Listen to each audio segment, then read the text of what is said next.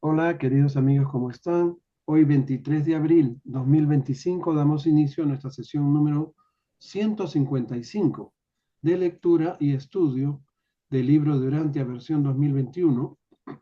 Estamos en el documento 87, los cultos a los fantasmas, y nos quedamos llegamos al numeral 4 la semana pasada. Ahora vamos a terminar el documento del 5 al 7 sí, y que empieza en la página 962 del libro original. Muy bien, esa es la sección 5, el progreso del culto de los fantasmas. Muy bien, como siempre vamos a hacer una pequeña oración. Amado Padre, te damos gracias por reunirnos y por estar aquí listos para nutrirnos de tu maravillosa revelación. Te damos gracias por ella. Te damos gracias por todas las ayudas que recibimos. Te damos gracias por la chispa divina que habita entre nosotros. Te damos gracias por la presencia de Jesús y su espíritu de la verdad entre nosotros. Y te pedimos humildemente que este mundo mejore, que la gente que necesita de ti pueda encontrarte y pueda tener el alivio a sus problemas y dificultades, eh, que eventualmente esté sufriendo. Bien, por todo esto, te damos gracias y te lo pedimos también en nombre de Jesús, Cristo Miguel. Amén. Muy bien. Samsung se está conectando en este momento. Ok, empezamos entonces compartiendo nuestro libro. Ya lo tengo ilustrado y después de esta reunión se los voy a, se los voy a mandar en formato PDF. Bien, estoy entrando acá. Aquí nos quedamos, minimizamos el documento y entramos aquí. Ok, listo. Me avisan cuando se vea y si está en buen tamaño. Bien, a ver, Ahí se ve, pero sí hay que aumentarle un poquito el... yo creo que sí. A ver. Um, Voy a jalarlo un poquitín.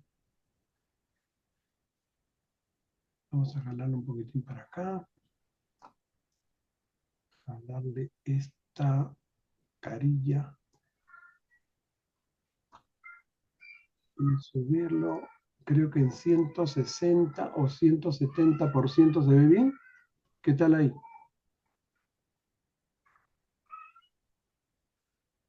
¿Está bien? ¿Se puede leer con comodidad? Sí, para mí sí, Oh, para Sí, sí se puede ustedes leer ahí.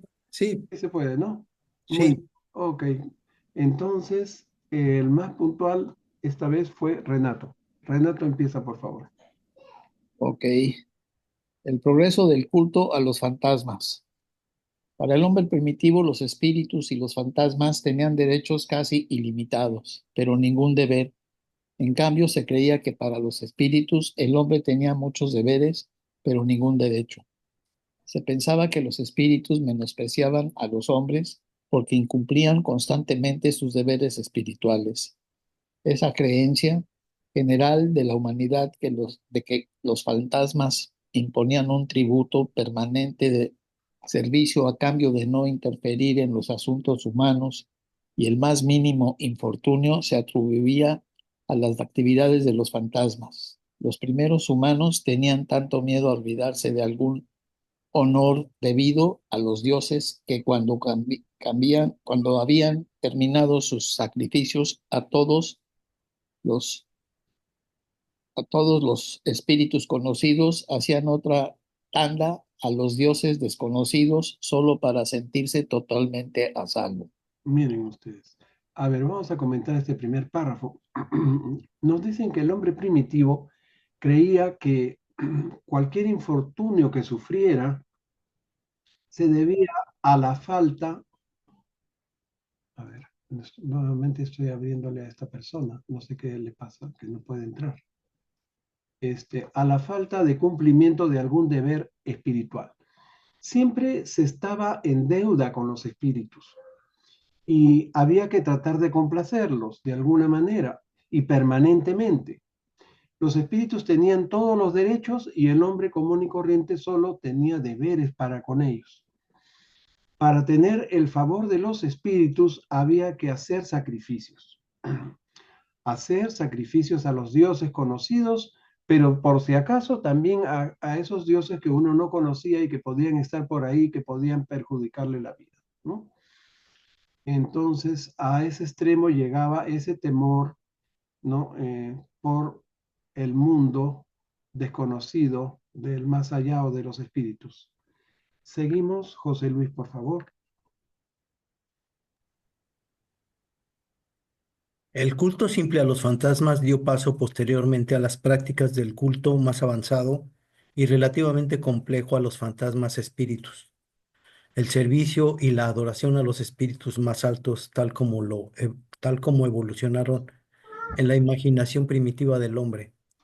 El ceremonial religioso tenía que seguir el ritmo de la evolución y el progreso en el espíritu.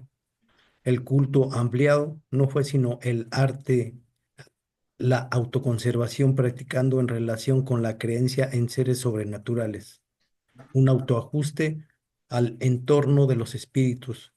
Las organizaciones industriales y militares fueron ajustes al entorno natural y social, y así como el matrimonio surgió para satisfacer las exigencias de la existencia de dos sexos, la organización religiosa se desarrolló en respuesta a la creencia en fuerzas de espíritus más altos, más altas y en seres espirituales.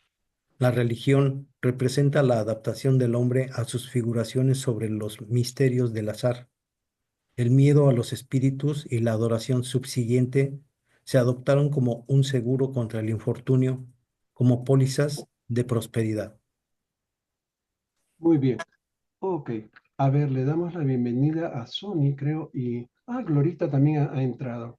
Bienvenida, Buenas Gloria. tardes a todos, Bien. perdón la tardanza. No te preocupes. Gracias. Glory y Sony, bienvenidos. Muy bien. Y Gracias. Octavio también, creo que ya le dimos la bienvenida a Octavio. Bien, entonces, acá nos dicen que con el tiempo los cultos simples se volvieron más complejos, ¿no? Más avanzados. Se crearon ceremoniales religiosos para el servicio y adoración de los espíritus. La religión representa la adaptación en forma de seguro contra el infortunio de sus miedos y figuraciones sobre los misterios del azar. ¿Ok? Y nos dicen también que aquí hablan, sí, de los fantasmas buenos y malos, creo. Tuve que salir un ratito para sacar a mi nieto. Bueno, bueno. Ya. A ver, déjame repasar esta partecita. Sí, el ceremonial religioso tenía... Ya. Ok, ok, ok. Bien. Sí, pues la religión representa pues la adaptación en forma de seguro contra el infortunio. Y los fantasmas malévolos eran los que debían tratar de contentar, ¿no? Se trataba de contentar a esos fantasmas que podían causar daño de alguna manera, que eran los que estaban en tránsito hacia la tierra de los muertos. Bien, y se suponía que los buenos no lo iban a uno a molestar, estaban abocados a las cosas, a sus cosas propias en su mundo espiritual, ¿no? Muy bien, a ver qué más nos dicen en estos dos siguientes párrafos. Le tocaría a Mayra. Adelante.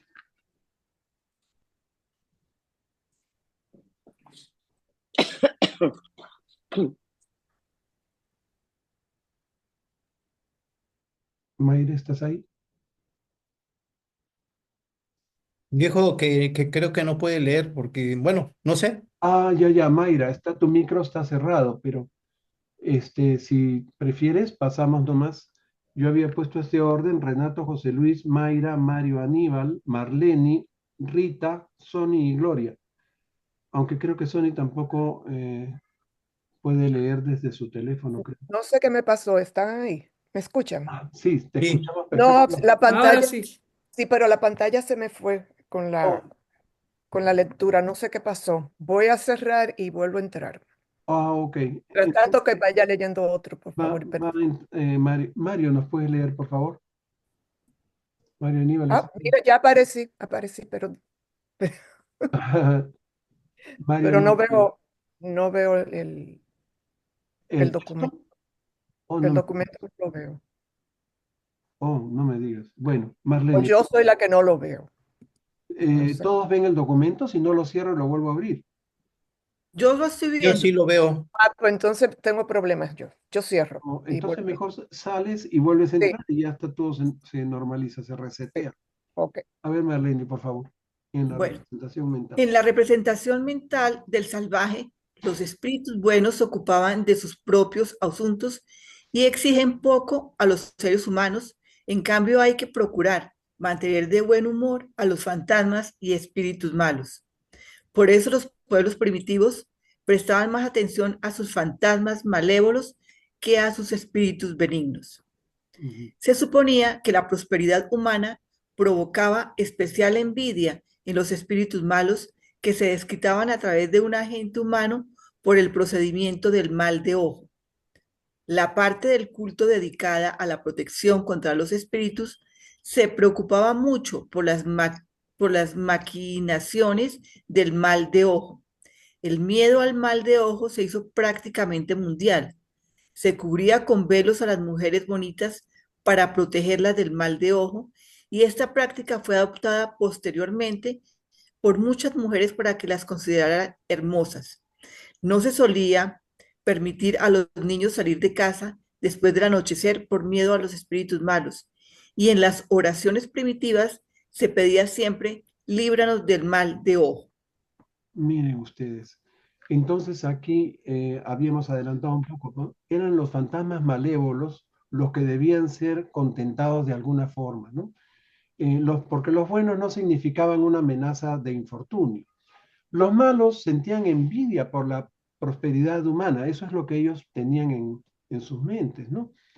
Y por esa razón, por esa envidia, se desquitaban a través de otro ser humano por la vía del mal de ojo, ¿ok? Esto del mal de ojo yo lo he escuchado desde que era niño, ¿no? Se sigue creyendo en el mal de ojo, incluso en medicina, cuando un niño estaba enfermo, venía la mamá y nos decía, lo han ojeado, o sea, lo han visto con mala cara, no sé, o habían personas que decían, ay, no me muestres a tu bebé porque yo tengo un ojo muy fuerte, ¿no? No vaya a ser que se enferme si lo miro, ¿no? Habían personas que hablaban en ese lenguaje, ¿no? Del temor al mal de ojo, ¿no? Entonces, así nació pues el miedo generalizado por el mal de ojo, el cual se trataba de evitar por todos los medios, ¿no? A las mujeres bellas les cubrían con velos, las feas también se cubrían con velos para que pensaran que eran bellas, eso me hizo mucha gracia. A los niños no se les permitía salir de noche y cuando rezaban siempre había una parte en donde pedían, libérame del mal de ojo, ¿no? Líbranos, Señor, del mal de ojo. Bien, todo esto es muy pintoresco. A ver, seguimos Ahora puedo leer. sobre los amuletos. Adelante, Mayrita. Ok.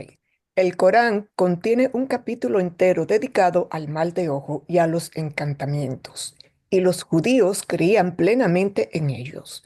Todo el culto fálico surgió como defensa contra el mal de ojo. Se pensaba que los órganos reproductores eran el único fetiche capaz de contrarrestarlo. El mal de ojo dio origen a las primeras supersticiones sobre las marcas prenatales de los niños, las huellas maternas, y en su día este culto casi fue universal. Sí, y creo que siguen creyendo. Bueno, aquí nos hablan de un capítulo del Corán, ¿no? Nos hablan del Corán. Hay un capítulo completo dedicado al mal de ojo. Es el verso del mal de ojo que se encuentra en los versículos 51 y 52 del capítulo 68, el Q68, ¿no? El Kalam, Al-Kalam, creo que se llama.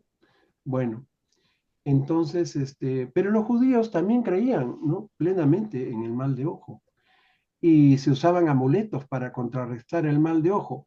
Y el mejor amuleto, según ellos, el único que podría contrarrestar el mal de ojo era uno en forma de falo, de pene, ¿no?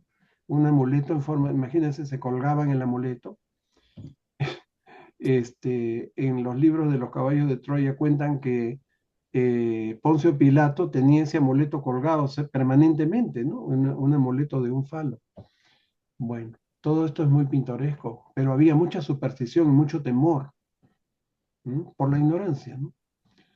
Entonces, después viene la era científica, pero como vamos a ver en la última sección de este documento, la era científica también ha sido un obstáculo para que los cultos se perfeccionen.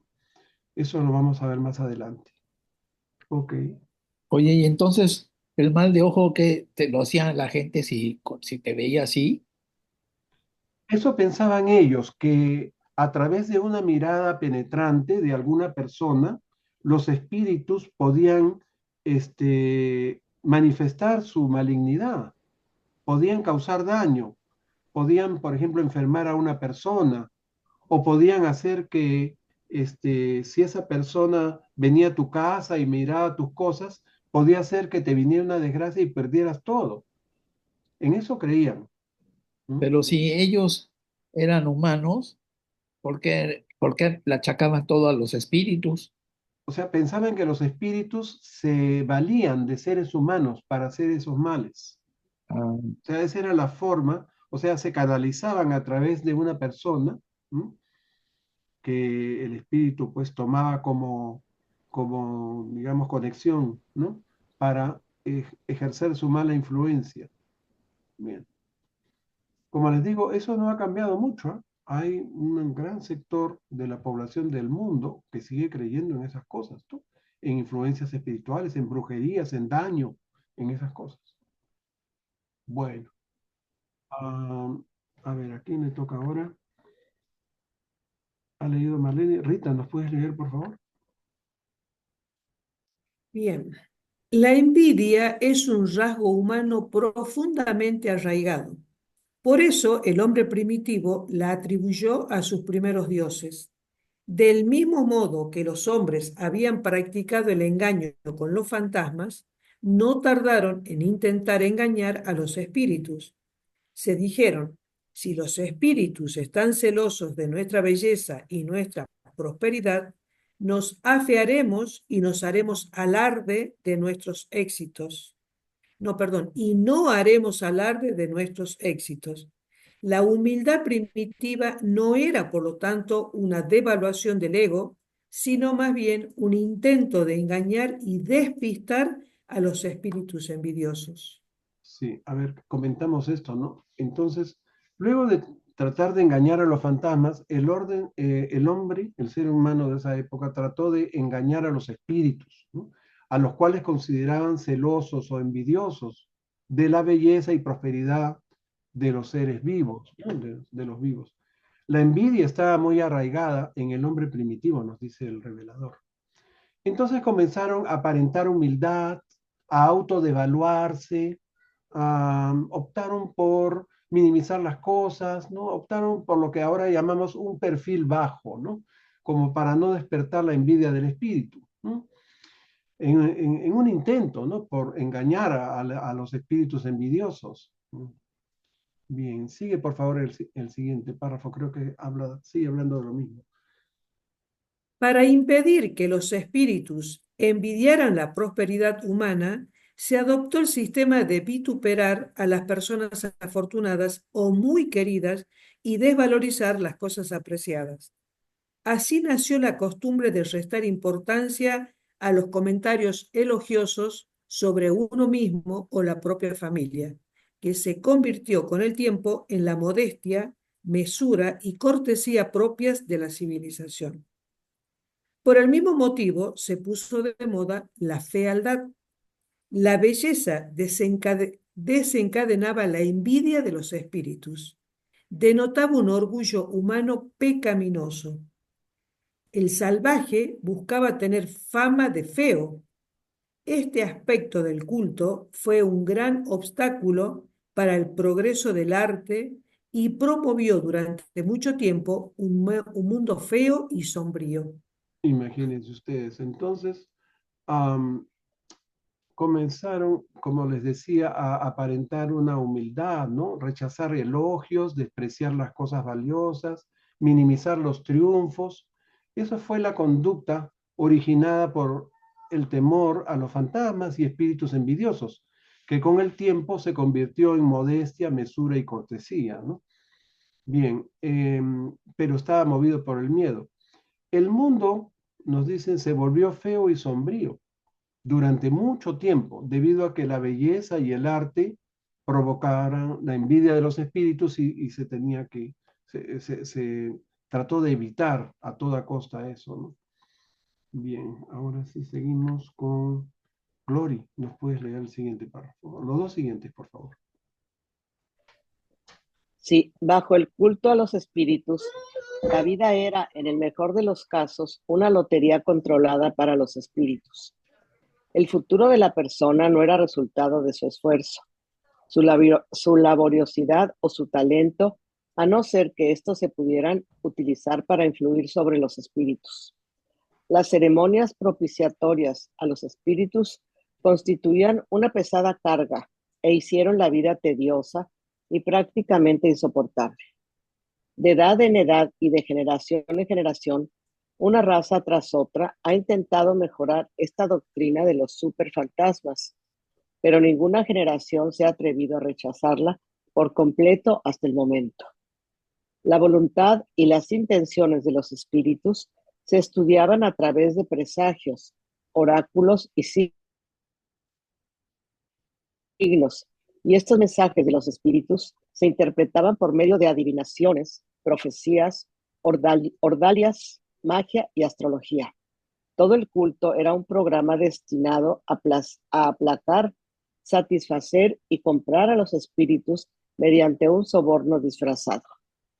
Miren ustedes, la vida se hizo tediosa e insoportable, ¿no? Debido a las ceremonias destinadas a gratificar a los espíritus, de quienes se pensaba dependía la buena fortuna y futuro de las personas. No dependía de sus talentos ni los esfuerzos para lograr algo, ¿no? En sus vidas, sino de que los espíritus se lo permitieran. Esta idea errónea y esclavizante, lo que llama aquí el revelador la doctrina de los superfantasmas, a pesar de haberse querido rechazar, perdura hasta nuestros días. Bien. Y en el siguiente párrafo nos hablan de que se enumeran distintas modalidades de culto elaborado para aplacar, satisfacer y o comprar o sobornar a los espíritus, ¿no? Se trataba de descubrir las intenciones de los espíritus o saber su voluntad a través de oráculos o de signos y señales, de mensajes ocultos o presagios, los cuales eran interpretados por los sacerdotes, o los brujos, o los magos, o los astrólogos, ¿no? Bien, todo esto.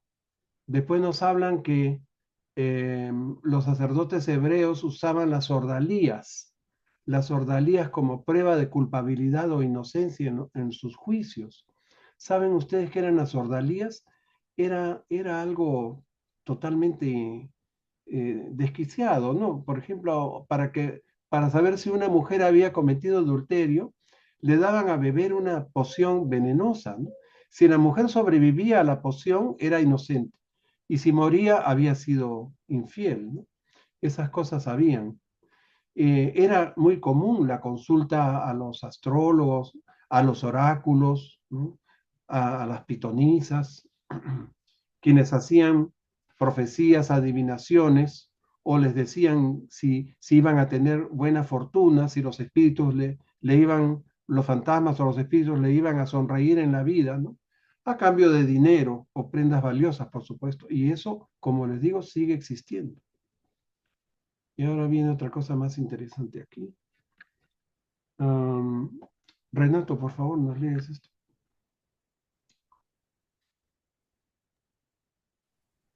Y así creció y se difundió una nueva filosofía mundial consistente en, uno, el deber, las cosas que hay que hacer para mantener a los espíritus en disposición favorable o por lo menos neutra. Dos, lo correcto, la conducta y las ceremonias adecuadas para lograr la colaboración activa de los espíritus a favor de los propios intereses. Tres, la verdad, la correcta comprensión de los espíritus con la consiguiente adopción de una actitud correcta hacia ellos y por lo tanto hacia la vida y la muerte. Ya, termínate con el último párrafo y comentamos todo esto. Cuando los antiguos buscaban conocer el futuro, no era solo por curiosidad, querían esquivar la mala suerte. La adivinación era simplemente un intento de evitar dificultades. En aquellos tiempos los sueños se interpretan como proféticos y todo eso se salía de lo normal, se consideraba un presagio. E incluso hoy las razas civilizadas arrastran creencias en signos, símbolos y otros restos supersticiosos de la antigua evolución del culto a los fantasmas. Al hombre le cuesta muchísimo abandonar los métodos por los que ascendió gradual y penosamente por la escala evolutiva de la vida. Miren ustedes, actualmente sigue existiendo todo esto, porque la gente lo cree. La gente cree en el mal de ojo, cree en las maldiciones, en el daño, en la brujería, etc. Actualmente la gente usa amuletos de toda clase. Se siguen usando los amuletos. Atribuyen poderes a ciertas piedras, ¿no? Eh, Existen prácticas supersticiosas, ¿no? Se evita el número 13. En mi edificio no hay piso 13, ¿no? Y cuando yo vivía en otro condominio, que había sido construido por la colonia china, ¿no? Los chinos tienen terror al número 4. Entonces no había piso 4, no había piso 14, no había piso 24, ni piso 34. ¿Se imaginan ustedes? En pleno siglo XXI. Bien. Y aquí nos dicen que así creció y se difundió una nueva filosofía, ¿no? La de un mundo espiritual imaginario originando miedo. Y entonces habían tres puntos aquí que había que tener en cuenta. Primero, el deber, cosas y obligaciones que hay que hacer para ganarse la buena disposición de los espíritus. En segundo lugar, lo correcto. ¿Qué era lo correcto de acuerdo a esa filosofía? La forma adecuada de practicar los rituales y las ceremonias destinadas a lograr la colaboración de los espíritus, ¿no? A favor de los contratantes, porque esto era hecho por alguien que era, o sea, se hacía llamar el experto, el brujo, el, qué sé yo, el intermediario, ¿no? Que cobraba por sus servicios, ¿no? Y en tercer lugar, la llamada verdad, entre comillas, ¿no? O sea, comprender verazmente a los espíritus para adoptar una actitud de acuerdo con esa comprensión, o sea, para aceptar lo que el espíritu decide por ti, o sea, o la vida o la muerte, y si el espíritu lo dispone así, uno pues tiene que aceptar esa verdad, ¿no? Finalmente, en este último párrafo, el revelador explica por qué se quería conocer el futuro, ¿no? Para intentar evadir el destino, evadir las dificultades. Por eso se consultaban a los adivinos, se buscaba a alguien que interpretara los sueños, por ejemplo. Los sueños eran considerados proféticos, decían, ¿no? En realidad cualquier cosa podía ser presagio de algo malo. Y remarca que actualmente gente culta y educada sigue creyendo en signos, en símbolos, en supersticiones, ¿no? Y que es algo muy difícil de abandonar todavía. En los aviones no hay fila 13. Tampoco hay fila 13 en los aviones. Imagínense, pero eso del 4 yo no lo conocía hasta que vine a vivir a Canadá. Yo no sabía lo del número 4 con los orientales. Sí. Bueno, pasamos a la sección 6. 6. Las coerciones y Adelante. los exorcismos. Cuando los hombres creían solo en fantasmas, el ritual religioso era más personal, menos organizado pero el reconocimiento de espíritus más altos necesitó el empleo de métodos espirituales más altos para tratar con ellos. Este intento de mejorar y ampliar las técnicas propiciatorias hacia los espíritus condujo directamente a crear defensas contra ellos. El hombre se sentía realmente indefenso ante las fuerzas incontrolables que operaban en la vida terrenal, y este sentimiento de inferioridad lo indujo a intentar encontrar un ajuste compensatorio, algún procedimiento que equilibrara las posibilidades en la lucha desigual del hombre contra el cosmos. Ujú. Ok. Entonces, en esta sección 6 nos hablan de los exorcismos, ¿no? De los fantasmas uno podía defenderse solo, ¿no? Nos dicen, pero de los espíritus se requería de rituales más altos, más elaborados, ¿no? Para contrarrestar a un espíritu no era lo mismo, ¿no? No se podía hacer lo mismo que se hacía con los fantasmas.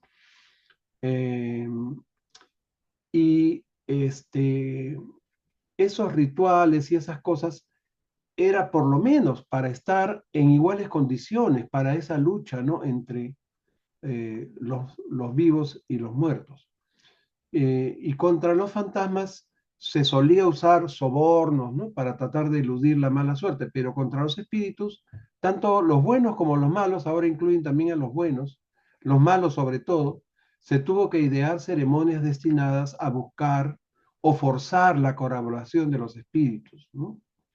Recién entonces, nos dice, el hombre religioso dejó de sentirse indefenso ante ellos y empezó a inventar armas para obligarlos a actuar y venir en su ayuda.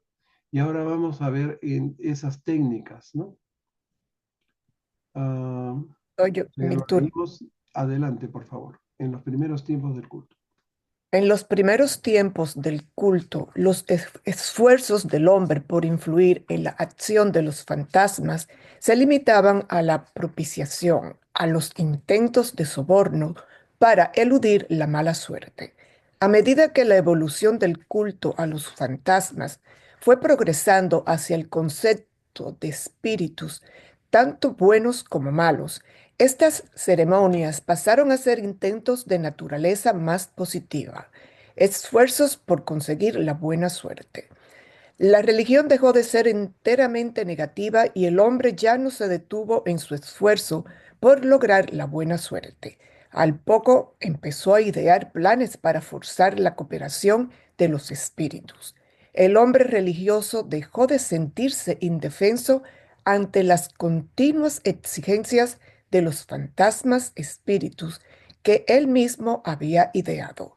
El salvaje empezaba a inventar armas para obligar a los espíritus a actuar y venir en su ayuda.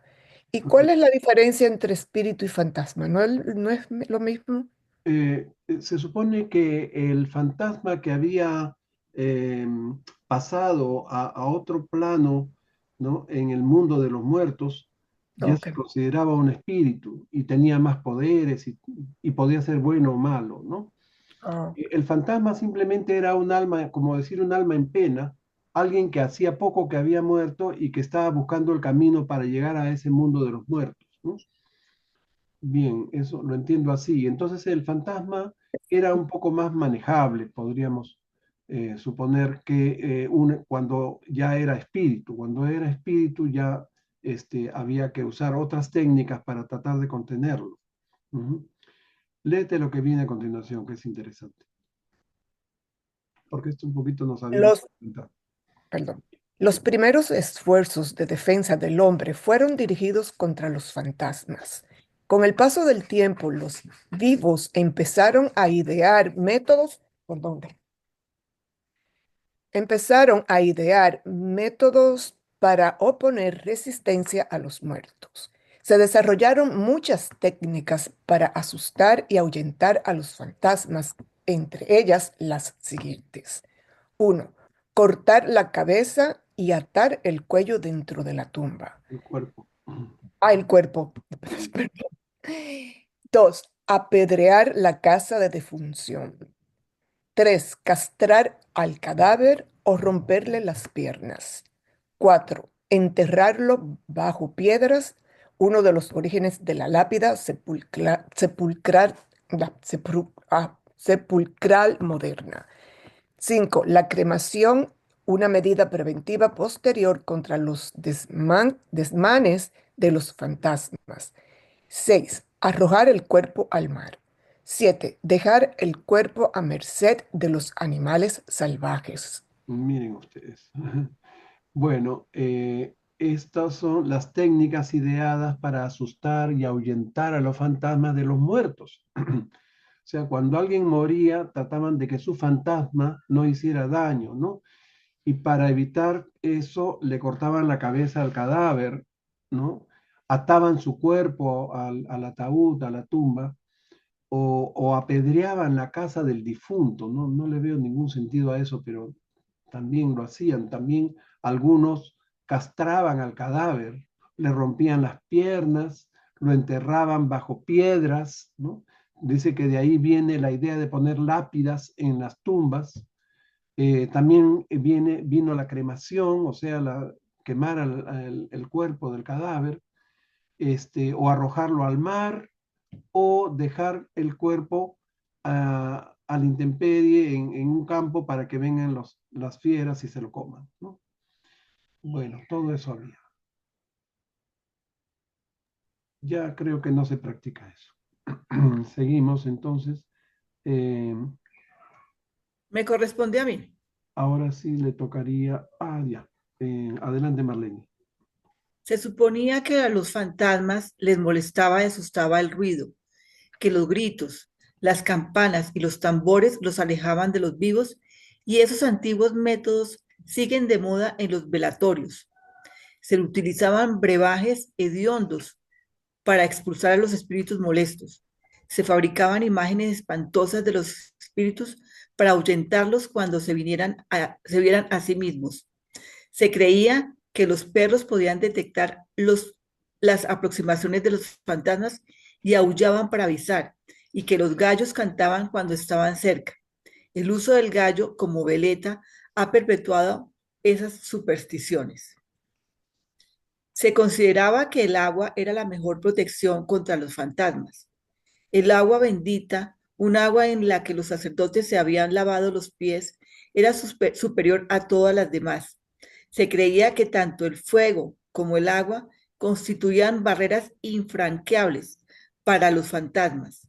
Los romanos daban 3 vueltas alrededor del cadáver llevando agua. En el siglo XX se rocía el cuerpo con agua bendita, y el lavado de manos en el cementerio sigue siendo un rito judío.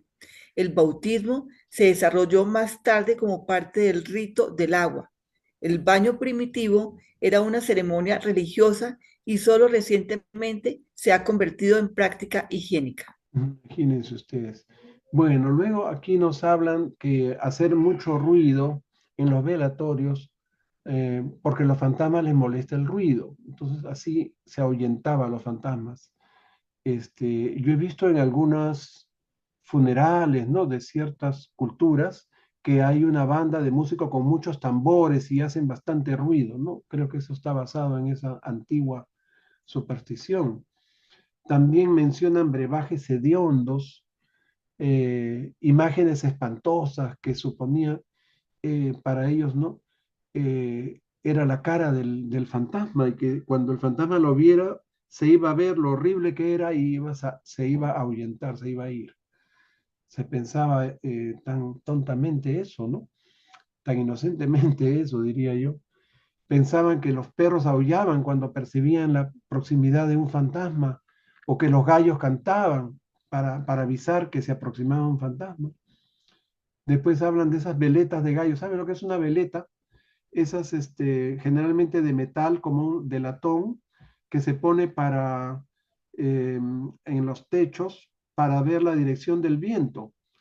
Esto era muy importante en la época de los molinos de viento, ¿no? Para orientar el molino.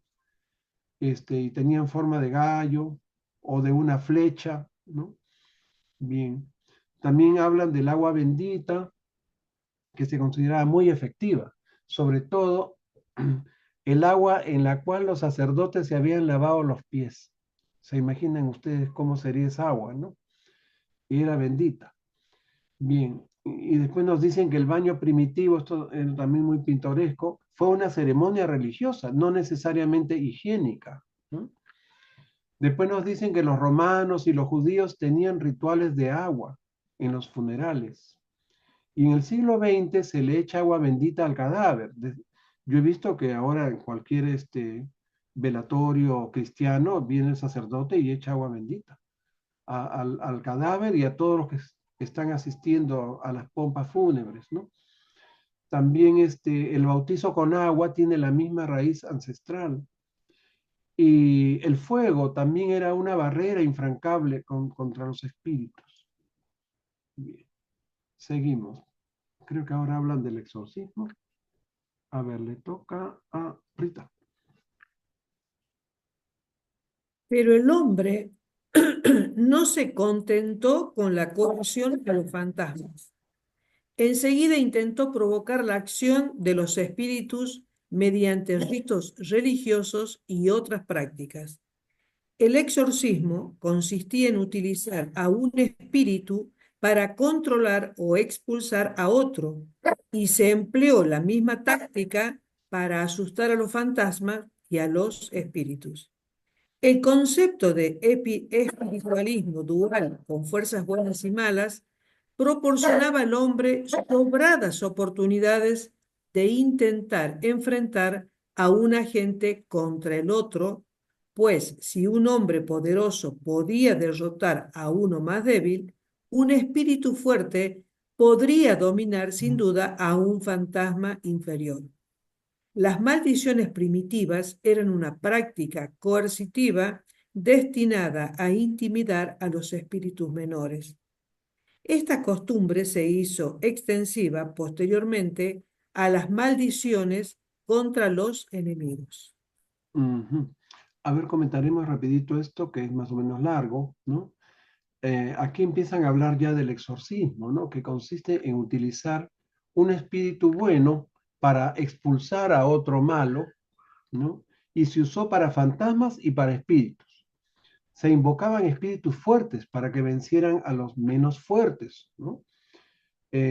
Después las maldiciones, nos dicen, eran que les digo, frases intimidatorias, ¿no? Que usaban para los espíritus menores. Y luego se extendieron contra los enemigos del mundo de los vivos, ¿no? Bien. Léete este siguiente también que es interesante. Se creyó durante mucho tiempo que para obligar a los espíritus y semidioses a actuar de forma deseable, era conveniente retroceder a los usos y costumbres más antiguos. El hombre moderno ha caído en el mismo error.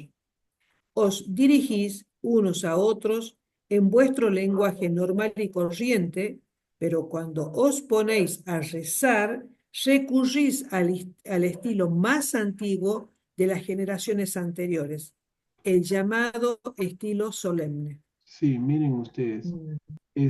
También creyeron que para conseguir algo de un espíritu o semidios había que retroceder a usos y costumbres antiguos y usar un lenguaje o un estilo solemne, ¿no? Acuérdense que cuando se entregó el libro de Urantia, las ceremonias religiosas se pronunciaban en latín, se hacían, al menos en la Iglesia Católica, en latín. Los judíos siguen haciendo sus oraciones en hebreo, ¿no? Ellos no se hablan en hebreo, se hablan en yiddish o otros, o el idioma local, pero las oraciones las hacen en el idioma hebreo, ¿no? Y las misas, yo recuerdo de niño que me han llevado y yo escuchaba al sacerdote hablando en un idioma para mí totalmente desconocido, ¿no? Era el latín, ¿no? Recién en el año 65, ¿no? Cuando yo tenía 12 años, el Papa Pablo VI cambió el latín al idioma local y se hicieron las misas en idioma del lugar, ¿no? En español o en inglés, en fin, ¿no? En el lenguaje de la gente. Así fue, y eso fue a raíz de con el Concilio Vaticano II, que duró del 62 al 65, me parece. Bien, eso es interesante también. Entonces, para dirigirse a los espíritus habría que usar el lenguaje solemne. Bien, seguimos. Glory. Esta doctrina explica también muchas reversiones religiosas, rituales de naturaleza sexual, como la prostitución en los templos. Esas reversiones a costumbres primitivas se consideraban protecciones seguras contra muchas calamidades. Para aquellos pueblos de mente sencilla, todas eran actuaciones. Estaban totalmente libres de lo que el hombre moderno llamaría promiscuidad. Sigue, por favor. Luego apareció la práctica de los votos rituales, seguidos de cerca por las promesas religiosas y los juramentos sagrados. La mayoría de esos juramentos iban acompañados de autotorturas y automutilaciones, más tarde de ayunos y oraciones. Se consideró posteriormente que sacrificarse era un método coercitivo seguro, cierto, en materia de represión sexual. Y así el hombre primitivo desarrolló pronto una clara austeridad en sus prácticas religiosas y se convenció de que autotorturarse y sacrificarse eran ritos eficaces para forzar a los espíritus mal dispuestos a reaccionar favorablemente ante tantos sufrimientos y privaciones. Ok. Miren ustedes, parte de esa reversión que nos hablan, ¿no? De volver a usos antiguos, ¿no? Era la prostitución en los templos. Esto me sorprendió enterarme que había eso, ¿no? La cual se practicaba, ¿no? Para prevenir las calamidades, decían, ¿no? Y para que, bueno, todos estuvieran bien protegidos, entonces habían prostitutas en los templos para los sacerdotes, obviamente. Y a nadie le parecía mal, ¿no? No la consideraban como algo promiscuo, nos dice el revelador, ¿no? Y luego aparecieron los votos rituales, ¿no? Esos votos, obediencia, pobreza, castidad, ¿no? Las promesas religiosas, los juramentos sagrados. Y junto con eso vinieron las autotorturas, ¿no? Inclusive automutilaciones. O sea, no sé qué se harían los hombres y las mujeres, qué parte de su cuerpo se mutilarían. Así como otras formas de sacrificio, como ayunos, oraciones prolongadas de rodillas o con poniéndose cosas, qué sé yo, espinas o clavos, ¿no? Y luego vieron que uno de los sacrificios más difíciles de cumplir o más era el sacrificio sexual, evitar o sea, la represión sexual era considerado valioso, ¿no? Porque costaba mucho trabajo sobreponerse a ese impulso, a ese instinto, ¿no? Bueno, el hombre de esa forma se convenció de que así podía forzar a los espíritus mal dispuestos, ¿no? O por lo menos a que se compadecieran de ese pobre mortal que estaba martirizándose de esa forma, ¿no? Con tanto sufrimiento, tanta privación. Bueno, ¿qué más nos dice el revelador aquí? A ver, léete este parrafito último y termina esta sección. Los hombres modernos ya no intentan coaccionar abiertamente a los espíritus, aunque siguen mostrando una predisposición a negociar con la deidad. Siguen jurando, tocando madera, cruzando los dedos y pronunciando después de expectorar. En otro tiempo era una fórmula mágica. Ok, miren ustedes, entonces, finalmente el revelador nos dice que el hombre moderno sigue queriendo negociar con Dios, sigue haciendo juramentos y rituales supersticiosos. Muchas personas que yo he conocido han decidido hacer sacrificios autoimpuestos para conseguir bienestar, la solución de un problema o la curación de un ser querido, o simplemente como una muestra de adoración o como para merecer las bendiciones del Creador, ¿no? Sin saber que no tienen necesidad de hacer nada de eso, ¿no? Dios no espera que nosotros ayunemos o hagamos sacrificios o martiricemos, mucho menos que nos autotorturemos o nos mutilemos, ¿no? Nada de eso. Lo que hay que hacer es esperar con fe a que se haga la voluntad del Padre, ¿no? Obviamente agotando todo lo que pueda estar a nuestro alcance, ¿no? Ya en documentos anteriores hemos aprendido que a Dios no se le piden cosas materiales, y en eso está incluido la salud, ¿no? Pero podemos pedir iluminación, podemos pedir sabiduría para entender una situación difícil y encontrar la solución. Podemos pedir eso, ¿no? Pensando en el mayor bien para todos y para uno mismo, ¿no? Creo que esas peticiones sí son oídas, sí llegan al cielo, ¿no? Eh, por otro lado, otros lectores del libro Durante, a quien yo respeto mucho, me han dicho y basados en el libro Durante, según ellos, que las peticiones materiales pueden hacerse a Jesús, que es nuestro Dios, nuestro Padre directo, ¿no? Es Dios, Jesús es Dios para nosotros, para todos los fines prácticos, ¿no? Eh, Antes que el Padre, y a través de Jesús vamos al Padre, ¿no? Entonces, y a Jesús como Padre nuestro podemos pedirle por la salud de un hijo, qué sé yo, o por una situación difícil que estemos atravesando. Y al Padre Universal, a través de su espíritu ajustador, solo debemos orar por gratitud o pedir que se haga su voluntad y no la nuestra, ¿no? Bueno, ok. Pasamos a la última sección del documento y ahí lo vamos a dejar. Le tocaría a Renato. La naturaleza de la práctica cultural.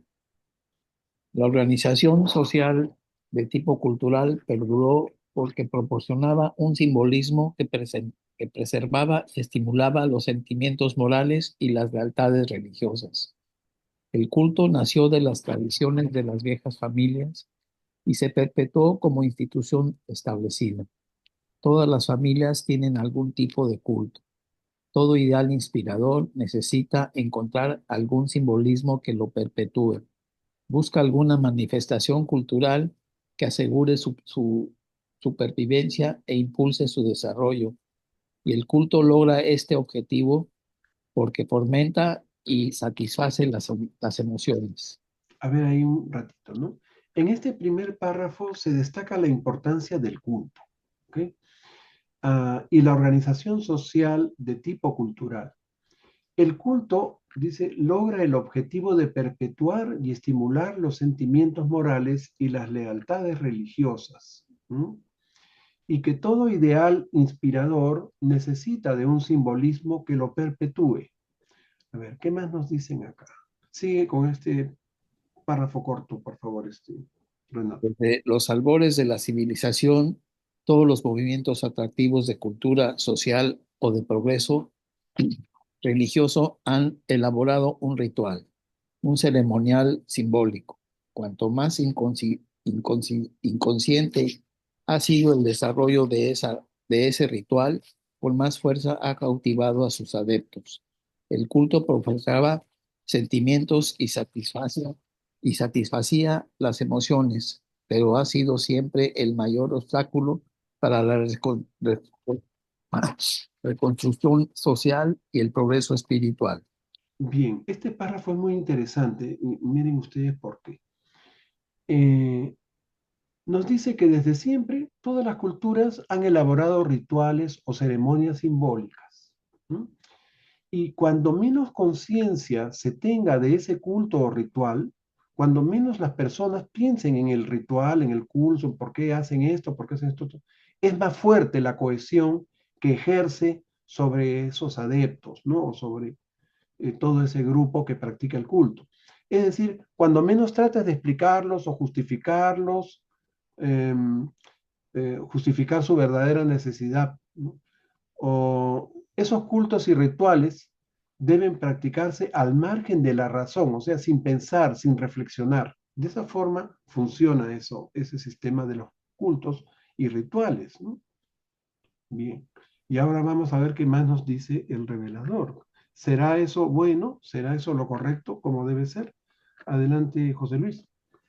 A pesar de que el culto ha retrasado siempre el progreso social, es lamentable que haya hoy en día tantos creyentes en normas morales e ideales espirituales desprovistos de un simbolismo adecuado, de un culto de apoyo mutuo, de algo a lo que pertenecer. Pero un culto religioso no se puede fabricar, sino que debe desarrollarse.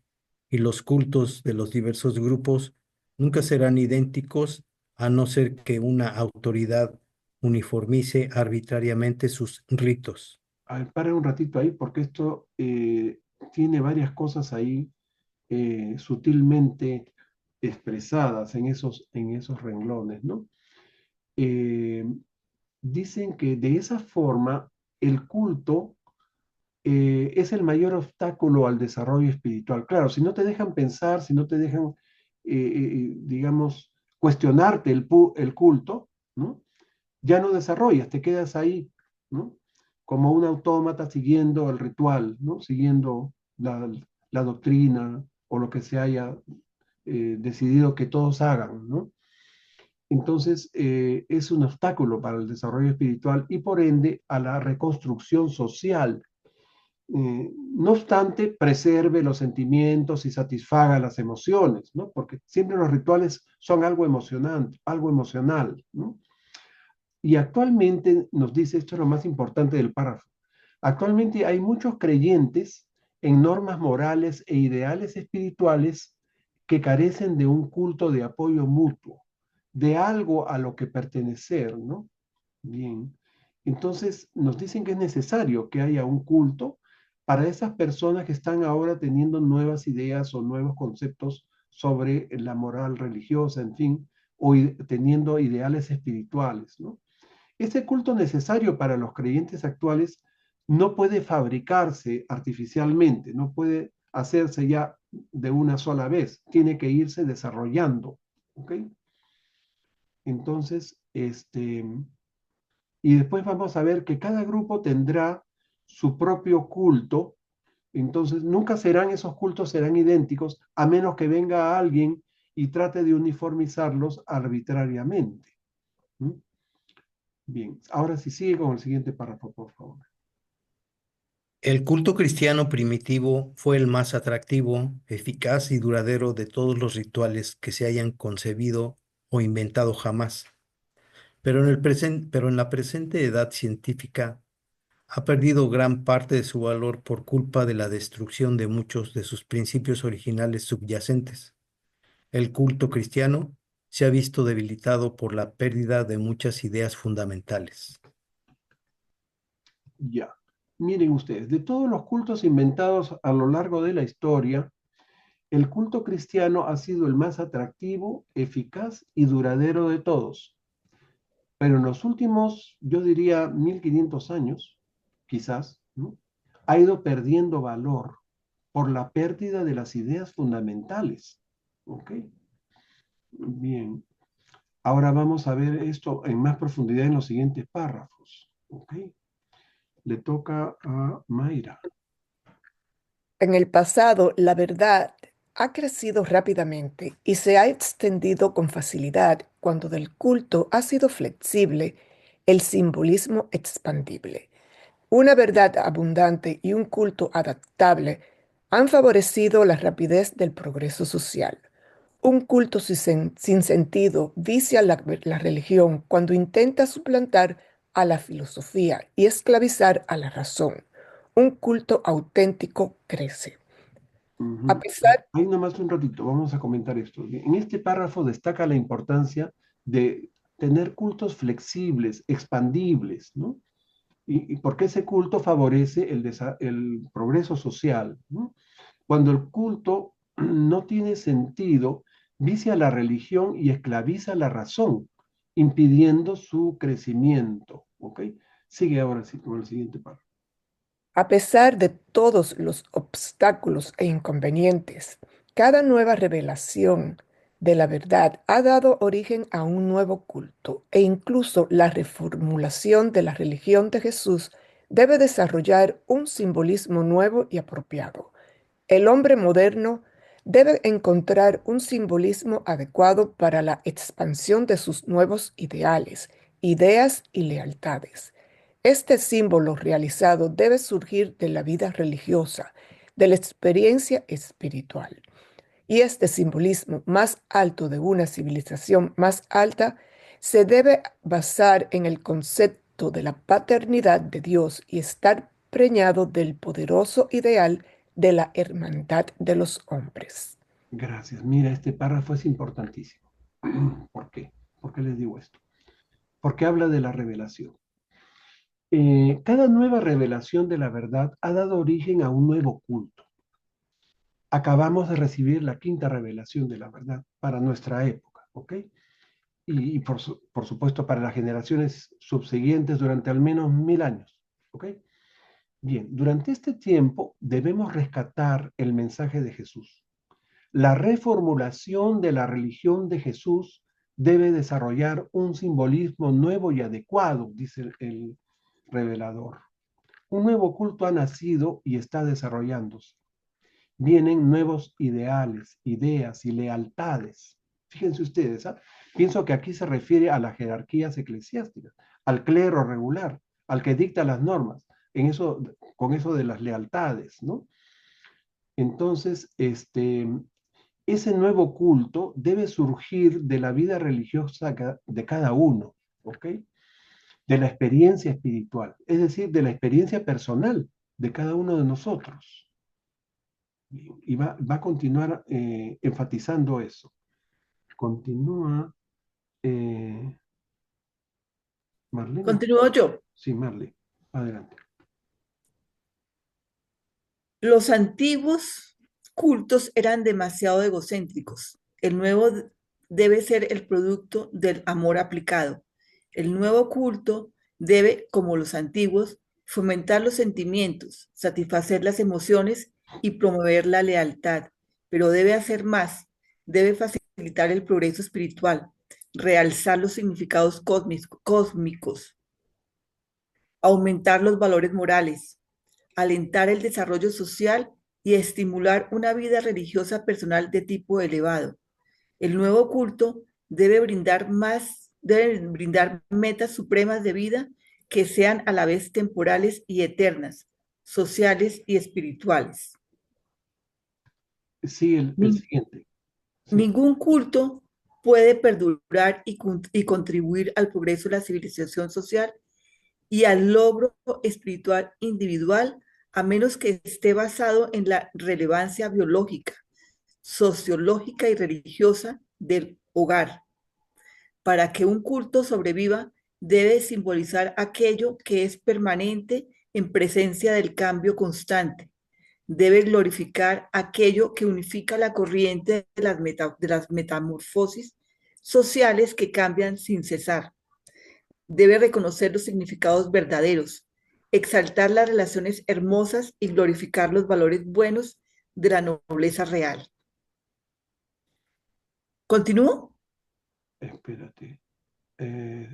Sí, vamos a parar un ratito acá. Miren ustedes, estos dos párrafos son intensos para mí. Bien, y ese simbolismo que les hablaba, ¿no?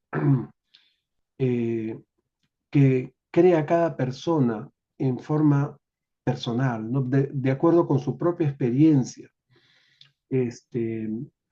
Aquí transcribo las palabras del revelador. Dice, ese simbolismo más alto de una civilización más alta se debe basar en la paternidad de Dios y estar preñado del poderoso ideal de la hermandad de los hombres.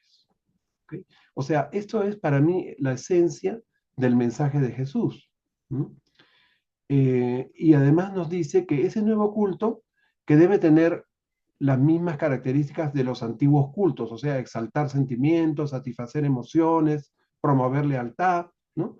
Además debe facilitar el progreso espiritual, realzar los significados cósmicos, aumentar los valores morales, alentar el desarrollo social y estimular una vida religiosa personal.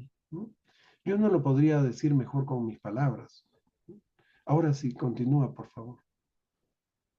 Pero la gran dificultad. Pero la gran dificultad a la hora de encontrar un simbolismo nuevo y satisfactorio reside en que los hombres modernos se adhieren como colectivo a la actitud científica, evitan la superstición y aborrecen la ignorancia, mientras que individualmente todos tienen ansia de misterio y veneran lo desconocido. Ningún culto puede sobrevivir a menos que contenga algún misterio poderoso y encubra alguna meta valiosa e inaccesible.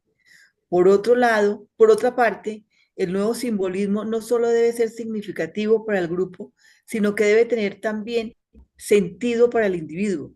Las formas de todo simbolismo útil serán aquellas que el individuo pueda poner en práctica por su propia iniciativa y que pueda también compartir con sus semejantes. Si el nuevo culto pudiera ser dinámico en lugar de estático, podría aportar una contribución realmente valiosa al progreso tanto temporal como espiritual de la humanidad.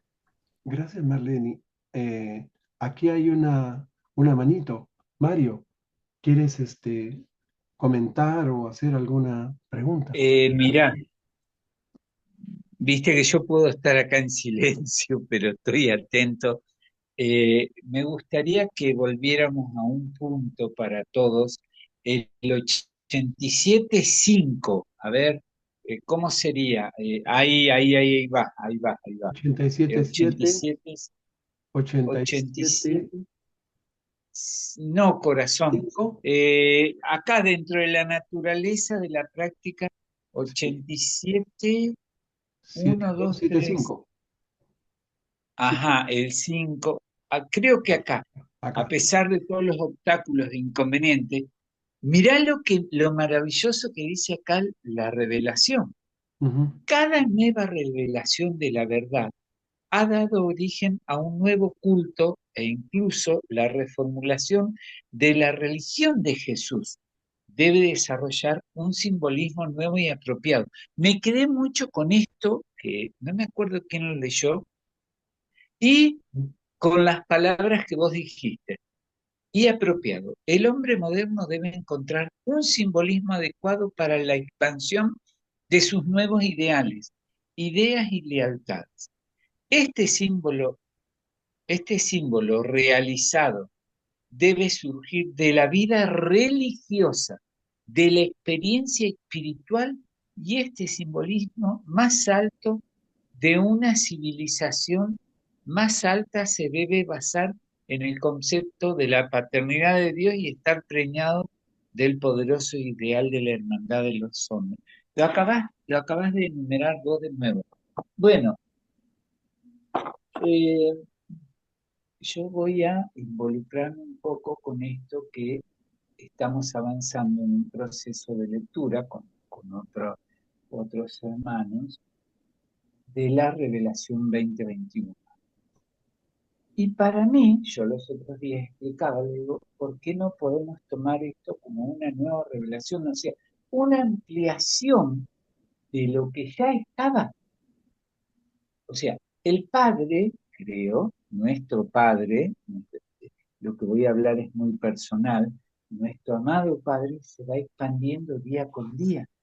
Nosotros también vamos expandiendo esta conciencia de su mano, de su amor, de su luz, de su discernimiento, de su comprensión, de su misericordia, de esos frutos del Espíritu que habita en nuestra mente. Y acá dice algo muy interesante, se me fue, y habla de la revelación. Te ubico ahora, José, se me perdió, ahí está.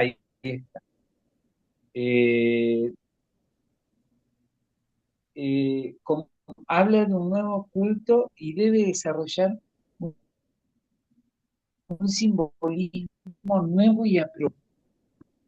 Nosotros, al leer esta revelación, al haber ampliado nuestra conciencia, En la del 93, después en la Revelación Española, ahora en la 2021, estamos expandiendo también nuestra conciencia, ampliándola, comprendiendo, discerniendo, asimilando, aceptando, viviendo esta experiencia personal con Dios en la entrega día a día, en pedirle al Padre lo que vos decías, hermano querido, que se haga vuestra voluntad y no la nuestra, que sea tu voluntad. Y el Padre va obrando en cada uno de nosotros, en la medida que nos vamos entregando, expandiendo, consolidando, abriendo nuestro corazón, extendiendo un puente hacia Él a través de nuestra alma, de nuestra mente, de nuestros pensamientos, de nuestros sentimientos, de nuestros deseos, porque acá juega mucho el deseo también de ser como Él, perfectos, y lo podemos hacer aún acá desde la tierra, y aún en la carne, hermanas, hermanos. Entonces, yo abro este contexto de la amplitud del crecimiento de todo lo que hemos venido leyendo en esta sección, en esta tarde, a través del simbolismo y del sincretismo con el cual la humanidad se ha ido desarrollando, abriéndose paso a la vida, ¿no es cierto? A la conexión con Dios, a la expansión con la luz y demás. Y ahora estamos llegando a esto, a religar, a reordenarnos, ¿sí? A través de esta revelación que nos ha permitido Padre Celeste, Jesús de Nazaret y el Santo Espíritu, la Divina Trinidad, nosotros nos vamos conectando con estos seres invisibles, creyendo, expandiéndonos, viviéndolos, sintiéndolos, nos estamos espiritualizando. Entonces, qué hermoso esto. Este párrafo me quedó impactado porque vos lo hablaste correctamente, José, en palabras muy sencillas, y enumeraste esto de poder hacer la voluntad de Dios y que sea la voluntad de Dios y nunca más la nuestra. Y eso me llenó de gozo el alma internamente. Por eso digo, no quería interrumpir a mis hermanos mientras venían en la lectura, pero ahora encontré la oportunidad. No sé si hay algún hermanito o hermanita que quiera ampliar también más esto que estábamos hablando. Sí, Mario, está Octavio levantando la mano. Adelante, Octavio. Ah, gracias, gracias. Hermanitos, buenas tardes, gusto saludarlos. Dice que lo que acaba usted de decir, hermanito Mario, yo siento que es lo medular, ¿no? De estas dos últimas sesiones, la anterior y creo que una antes y esta. Pero aquí el reto es cómo cambiar eso, hermanito. Ese es el reto, porque sabemos qué se debe de hacer, pero ¿cómo hacerlo? Mire, yo les voy a leer este pequeño párrafo, porque aquí nos da una idea de por qué pasa eso. Pero yo me pregunto, ¿cómo hacer el cambio? Porque fíjese, en el documento 115, abriendo el documento dice, los intelectos parciales, incompletos y en evolución estarían desamparados en el universo maestro. Serían incapaces de formular aún la primera configuración racional de pensamiento si no fuese por la habilidad innata de toda mente. O sea que es una necesidad que tiene la mente de cubrir esta habilidad elevada, fíjese, elevada, como lo que acaba de usted de expresar, o baja, como en el caso de todos los ejemplos que hemos estado hablando, ¿no? Dice, para formar un marco universal dentro del cual pensar. Si la mente no puede desentrañar conclusiones, si no puede penetrar los verdaderos orígenes, dicha mente infaliblemente postulará conclusiones e inventará orígenes para tener un medio de pensamiento lógico dentro de un marco de estos postulados creados por la mente. Aunque dichos marcos universales para el pensamiento de la criatura son indispensables para las operaciones intelectuales racionales, son, sin excepción, erróneos en mayor o menor grado. O sea, ¿cómo quitarnos? Bueno, nosotros tuvimos el privilegio pienso que nuestros marcos contextuales que teníamos, pues no llenaban nuestra totalidad, ¿no? No llenaban esa necesidad, por eso es que de alguna manera tenemos el privilegio de haber aceptado el libro de Urantia. Pero ¿cómo hacerlos con la mayoría de los demás hermanitos que de algún modo sus postulados o sus marcos contextuales para ellos son ciertos, son reales? ¿Cómo hacer esa sustitución para que ellos pudieran vivir la nueva información que nos está dando la revelación y que debe ser lo que usted acaba de expresar? Yo tengo una idea, pero es más, siento que con el tiempo y con las nuevas generaciones que se vayan de algún modo conociendo la revelación de Urantia, pero ¿cómo le diré?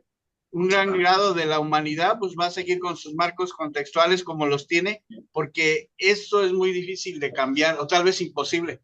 Yo quisiera que eso cambiara, pero no le veo el modo. No sé si ustedes tengan alguna otra idea. Y espero haberme explicado. Gracias y gusto en saludarlos. Gracias a ti y a Mario por sus comentarios, ¿no? Efectivamente, parece que la mente puede funcionar muy bien para ciertas cosas materiales, pero para espiritualizarse puede estar carente de algunas, ¿no? De algunos elementos importantes. Pero, ¿cómo lograr convencer a ese tipo de personas? En el último párrafo de este documento hablan de eso, vuelven a incidir sobre eso, ¿no? De cómo el principal factor de dificultad que hay para que esas personas que han logrado rescatar el mensaje de Jesús mediante la revelación y que están desarrollando un culto, un nuevo ritual acorde con eso, ¿no? Se van a dar con ese problema, pero no dice cómo se va a solucionar, lo cual quiere decir dos cosas: que nosotros mismos vamos a darnos cuenta cómo hacerlo, pero probablemente no nuestra generación, sino las generaciones futuras, porque la revelación no está hecha solo para la generación del doctor Sattler y después nosotros, ¿no? No lo dice, desgraciadamente, porque va a ser posible que uno encuentre la forma, ¿no? Por nuestros propios recursos. Bien, y volviendo a tu comento, sí, adelante. No, ahorita que acabes. O Renato. No, iba a comentar los párrafos que acababa de leer. Es que nada más quería que lo subieras hacia arriba, donde está la foto. Ajá. Creo que es el Papa Es Francisco. Francisco. Uh-huh. Y ese Papa ha hecho mucho. O sea, inclusive leí que muchas cosas de las que ha dicho están en el libro de Urantia. Muy probablemente. A mí me gustaban mucho sus sermones. Me gustaba su forma de ser, su forma de hablar, ¿no? Su facilidad para acercarse a los niños. Y siempre leí críticas sobre él, siempre leí hablar mal de él, no sé si porque sería argentino o porque, qué sé yo, estuvo Yo creo que porque simpatizando está con adelante de la iglesia, él quería cambiarla. Quería cambiarla, ¿no? Bueno, yo le tenía simpatía al Papa Francisco. Yo también. En paz descanse. No soy nadie para juzgarlo si es que él cometió algún error, pero somos todos humanos y lo importante es dejar un mensaje. Creo que él dejó un buen mensaje en sus, qué sé yo, 20 y tantos años ha estado, ¿no? de papado. Y ahora veremos quién lo sucede, ¿no? Vamos a ver si anuncia lo del nuevo cónclave. Bueno, acabamos de leer que el revelador en ese siguiente párrafo destaca la importancia del hogar, ¿no? En 2 documentos antes hemos hablado mucho de eso, ¿no? El hogar es la base biológica, sociológica y religiosa de la civilización. Otra condición muy importante para que este nuevo culto sobreviva es que debe expresar simbólicamente aquello que es permanente en presencia del cambio constante, nos dice así, ¿no? Debe glorificar aquello que unifica los constantes cambios y transformaciones sociales, la metamorfosis creo que dice. Debe reconocer los significados verdaderos y los buenos valores de la nobleza real que hacen que las relaciones humanas sean hermosas. O sea, miren ustedes, aquí hay verdad, belleza y bondad, ¿no es cierto? La mejor Claro. expresión de Dios entre nosotros, ¿no? O sea, el culto, este nuevo culto que cada uno de nosotros debe crear y que debe ser, ¿qué le digo? Compatible o debe poderse aliar con todos los demás cultos de todos los que estamos en torno a la revelación, ¿no? Debe cumplir con eso, reconocer los significados verdaderos, los buenos valores de la nobleza real que hacen que las relaciones humanas sean hermosas. Imagínense. Ese es el párrafo que me gustó mucho. Bien, terminemos con estos dos últimos párrafos que le tocarían ¿ha leído José Luis, creo? No, acabé de leer yo. A Marlene. Entonces Rita. Rita, nos cierras con broche de oro, por favor.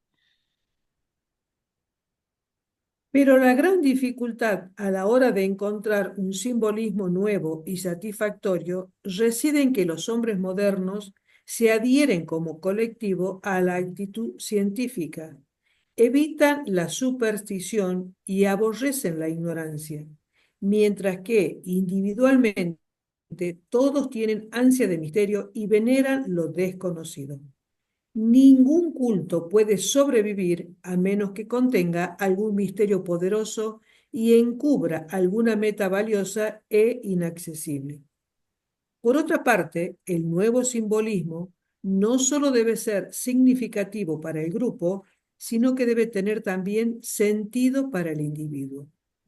Las formas de todo simbolismo útil serán aquellas que el individuo pueda poner en práctica por su propia iniciativa y que pueda también compartir con sus semejantes. Si el nuevo culto pudiera ser dinámico en lugar de estático, podría aportar una contribución realmente valiosa al progreso, tanto temporal como espiritual de la humanidad. A ver, para un ratito ahí, mire. Sí. Entonces, nos dice que la gran dificultad para el logro de este nuevo culto es justamente la era científica en que vivimos, ¿no? La ciencia nos liberó de la ignorancia y la superstición, pero al mismo tiempo hay ansia de misterio y veneración a lo desconocido, nos dice el revelador, ¿no? Entonces, el nuevo simbolismo debe ser personal, el culto que el propio individuo pueda poner en práctica por iniciativa propia, ¿no? Entonces, pero eso es justamente lo que estábamos hablando, como en esta era científica que la gente rechaza todo lo que no sea verificable, lo que no sea comprobable científicamente, ¿no? Es lo que hace difícil que las personas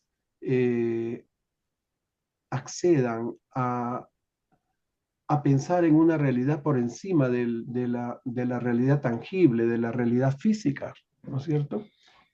Y son buenas personas. Yo, en el ámbito donde me he desenvuelto siempre, ¿no? Hay gente que piensa racionalmente y piensa que todo lo que es espiritualidad, todo lo que es fe, todo lo que es esperanza, está en un plano un poco dilusorio, ¿no? O sea, que, no, que es algo que, bueno, que si te hace sentir bien, si te da paz, tranquilidad, en buena hora para ti, ¿no? Pero no necesariamente eso es cierto o está basado en algo comprobable, ¿no? Y todavía hay gente que pide pruebas de la existencia de Dios. Y lo primero que nos dice el libro de delante es que Dios es indemostrable, ¿no? Dios tiene que experimentarse en nuestra experiencia personal, ¿no? Bien, ahora sí léete el último párrafo, por favor, Rita.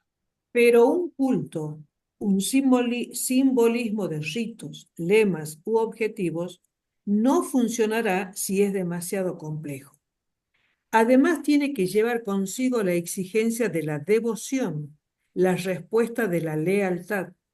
Toda religión efectiva desarrolla infaliblemente un simbolismo valioso, y sus fieles harían bien en impedir la cristalización de ese ritual en ceremoniales estereotipados, restrictivos, deformantes y sofocantes que solo pueden perjudicar y retrasar cualquier progreso social, moral y espiritual. Ningún culto puede sobrevivir si retrasa el crecimiento moral y no logra fomentar el progreso espiritual. El culto es la estructura esquelética alrededor de la cual se desarrolla el cuerpo vivo y dinámico de la experiencia espiritual personal, la verdadera religión, presentado por una brillante estrella vespertina de Nevadón. Muy bien, muchas gracias, Rita. Entonces aquí estamos, ¿no? Estamos en el culto, originado por esta quinta revelación de reformulación o reenunciación del mensaje de Jesús, ¿no? La paternidad de Dios y la hermandad de los hombres. Y cada uno debe pues hacerlo de acuerdo a su experiencia personal, y eso es lo que nos va a unir a todos, ¿no? Y que permita este culto que no sea una cosa estereotipada, que no sea un ritual fijo, aburrido, repetitivo, ¿no? Sino algo que vaya evolucionando, que vaya cambiando, que vaya modernizándose y siempre esté fresco y renovado, ¿no? Ese es el mensaje que nos quiere dar el revelador. Y aquí hay otro mensaje de Octavio. Adelante, Octavio. Gracias, hermanito. ¿Me permitiría terminar con un párrafo? No sé si en la próxima reunión hablan todavía de este tipo de experiencias. Vamos a hablar de los amuletos y esas cosas. Ah, ok. Pero mire, si me permite, porque se me hace, híjole, para mí, y espero que ustedes también compartan esta dimensión, ¿no? Como el libro de Urantia nos da una dimensión tan enorme. Quisiera cerrar con este párrafo, porque te habla de los marcos contextuales, o sea, todo lo que hemos estado analizando, claro, en cada época, ¿no? Y es válido. Pero fíjese lo que dice el mismo documento más adelante, dice, los marcos contextuales del universo son tan solo relativamente verdaderos, constituyen un andamio útil que eventualmente deja paso a la expansión de la comprensión cósmica, cada vez más amplia. La comprensión de la verdad, la belleza y la bondad, la moralidad, la ética, el deber, el amor, la divinidad, el origen, la existencia, el propósito, el destino, el tiempo, el espacio, aún la deidad, son tan solo relativamente verdaderas. Fíjese, relativamente verdaderas. Dios es mucho, mucho más que un padre, pero el concepto del padre es más elevado, es el más elevado que tiene el hombre de Dios. Sin embargo, se mejorará la presentación del padre-hijo, de la relación creador-criatura, por medio de aquellos conceptos supermortales de la deidad que se obtendrán en Orbontón, en Abona y en el paraíso. O sea, todo lo que nos falta, ¿no? Pero mire cómo termina, este es mi punto, dice, el hombre tiene que pensar dentro de un marco universal mortal, pero eso no significa que no pueda visualizar otros marcos más elevados dentro de los cuales pueda tener cavidad de pensamiento. O sea que todavía como mortales tenemos todo ese potencial tan inmenso, ¿no? Aquí y eso pues nos los da la oportunidad de expandir esos marcos el libro de Urantia.